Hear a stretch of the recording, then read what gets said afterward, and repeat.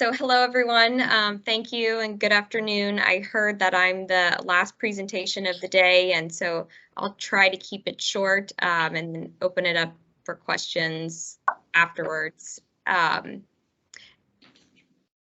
so just a little bit about myself. So my name is Maeve Lawniczak. I'm a solutions architect at Alpha Structure. I specialize in our fleet electrification opportunities, helping to develop the technical solutions unique for each of our customers. And so as you'll hear in a few minutes, at the core of all of Alpha Structure's solutions is an energy producing microgrid.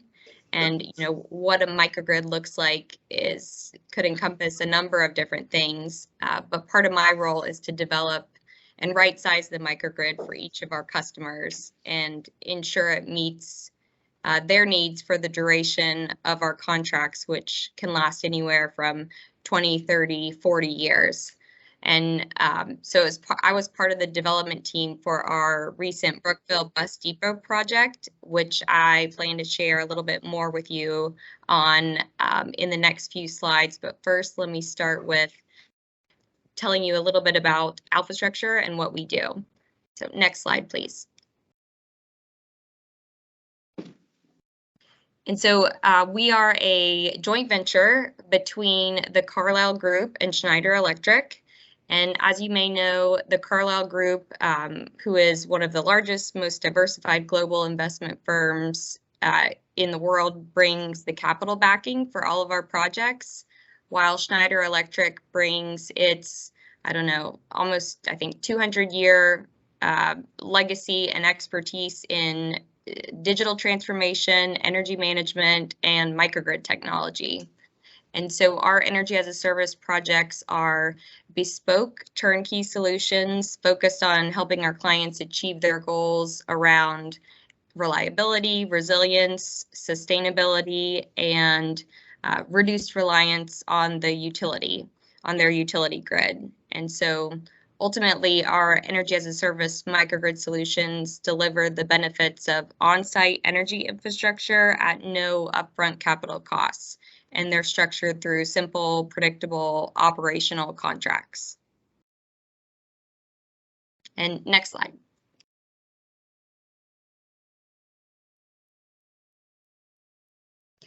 And so, as I mentioned earlier, at the core of our energy as a service solutions is, this microgrid, and the components included in this bespoke turnkey microgrid can include a number of different on-site distributed energy resources, and that could be anything from solar PV, battery energy storage, whether it's long duration or shorter duration storage, electrolyzers, baseload generating assets like turbines, combined heat and power, or fuel cells, you name it.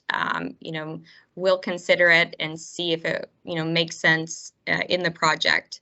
But the energy as a service scope often extends beyond energy infrastructure and we'll wrap in adjacent energy related systems, including electric vehicle chargers, whether that's plug-in, pantograph, inductive, etc., uninterruptible power supply systems, and any other facility components. As long as at the core there's some sort of energy producing asset, we can wrap anything else in as well. And then all of the on-site infrastructure is managed by Alpha Structure Operating Center and maintained for the duration of the contract, which can be anywhere from 20 years and longer. Next slide.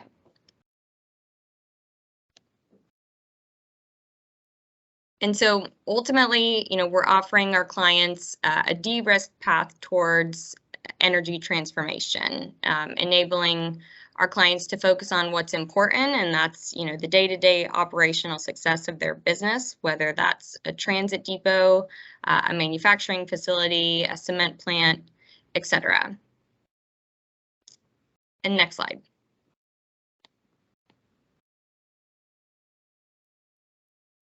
And so a little bit about the Montgomery County Brookville Bus Depot project.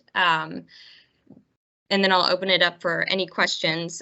So this project is located right outside of Washington, D.C. Montgomery County has over 350 transit buses in their fleet, and their fleet is spread across 3 different depots. And so our project was at their oldest depot, the Brookville Bus Depot, which houses 143 buses. And they're transitioning 70 of those buses to electric over the next few years. And so the Energy as a Service project that we worked with them on was focused on delivering a microgrid that could fully support their fleet of 70 electric buses in the event of a grid outage for an indefinite amount of time. So they had suffered significant downtime back during Hurricane Sandy. And so that obviously resonated, and when they realized that they had to transition their fleet, that was a big priority for them, was that resilient microgrid. The county also has pretty aggressive sustainability goals, and so they're looking to reduce 80% of their greenhouse gas emissions by 2027. So obviously this project's going to be a big contributor towards meeting that goal, and then they're looking at having 100% GHG reductions by 2035. And so ultimately, the solution that Alpha Structure delivered to the county was a 2 megawatt solar PV array, close to 2 megawatts of RNG ready reciprocating engines, a 4.3 megawatt hour battery, and then almost 4 megawatts of charging capacity.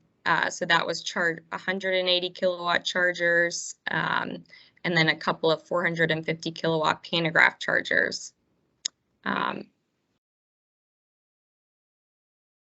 And so we started construction for this project back this past September, and then we're looking to have construction completed this September, and we'll do,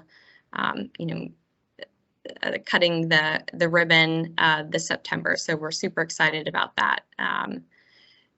This is a very small depot, and so figuring out how to seamlessly build out this project while there's 40-foot long vehicles, running around the site has been tricky. But I think if anyone talked to the county, the county's been super excited and happy with how everything's been implemented. So we're really excited about that ourselves. So I'll open it up for any questions.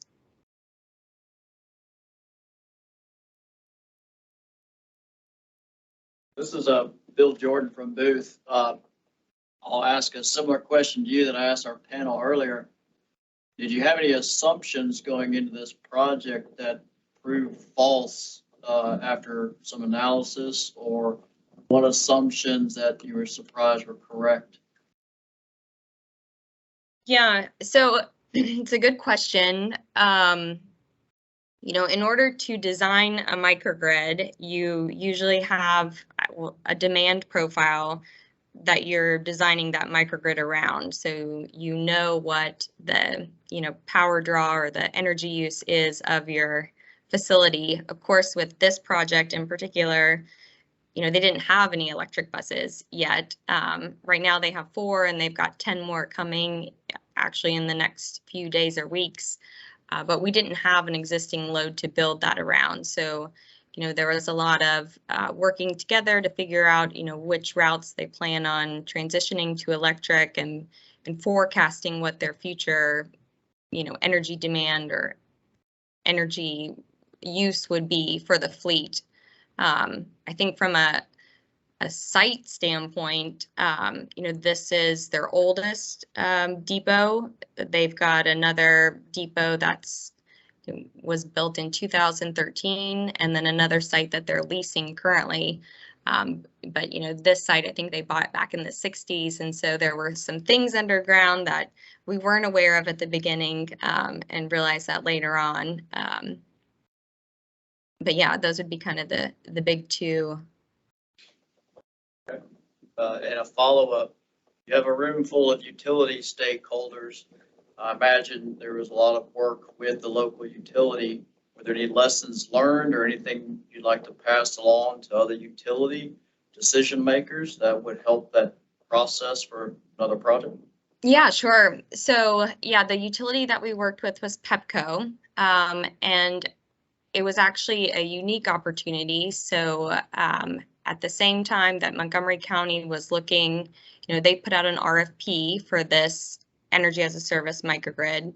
And around that same time, Pepco was looking at having a piloted demand response program. So they don't have any battery energy systems,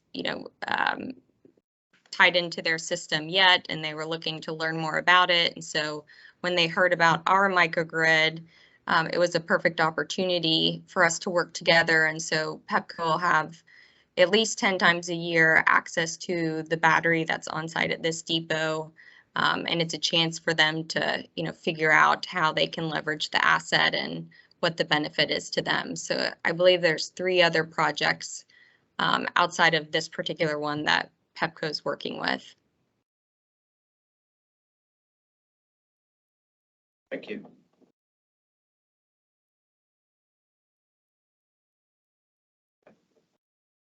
And I guess, so sorry, I just wanted to add one other thing. So one of the issues that the county ran into early on was, the stakeholders in terms of people who are responsible for the energy infrastructure and the groups that are responsible for the county's fleets, they're separate. And normally that's been fine. Then one day the fleet people said, hey, we're sending you 4 electric buses, get ready, hope you can charge them. And, so they had to scramble a little bit. And then the fleet people said, get ready, we're going to send you even more buses. And so the Pepco wasn't able to build out the infrastructure that the site needed fast enough. But, at the end, like I mentioned, they're transitioning 70 of their buses early on, but there's going to be an additional 70 at that particular depot that'll eventually need to transition. So the county is looking at upgrading another feeder at that site. So I don't think sometimes people say, either have a microgrid and don't work with the utility, or you work with the utility and you don't need a microgrid, but I think there's a way to both work together and to help the customer. So.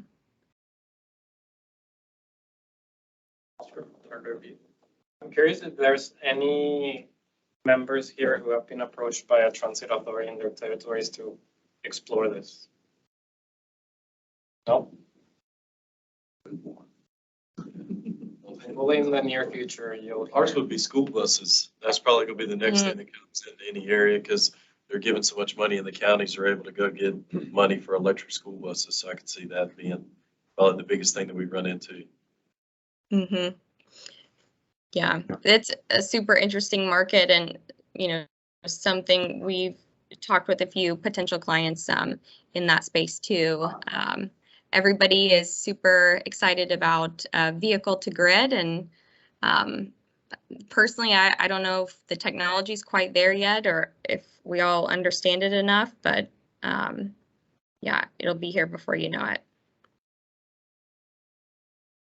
Do you see a difference between these type of projects with transit authorities compared to a school district? I mean, I know the power requirements might be a little bit different from a school bus than a traditional bus. But yeah,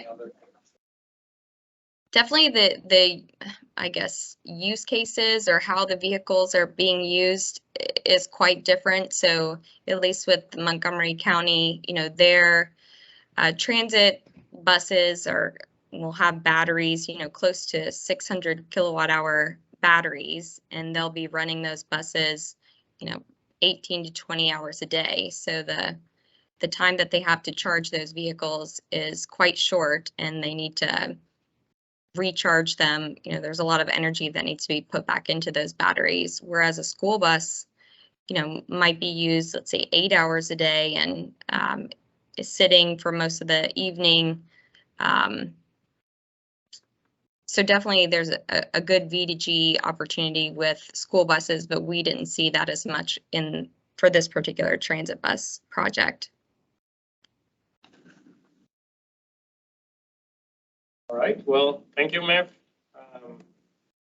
Here's your information. If anybody has any questions, please make sure to reach out to Maeve or myself. We're both technically Schneider employees, so we work very closely. So Mhm.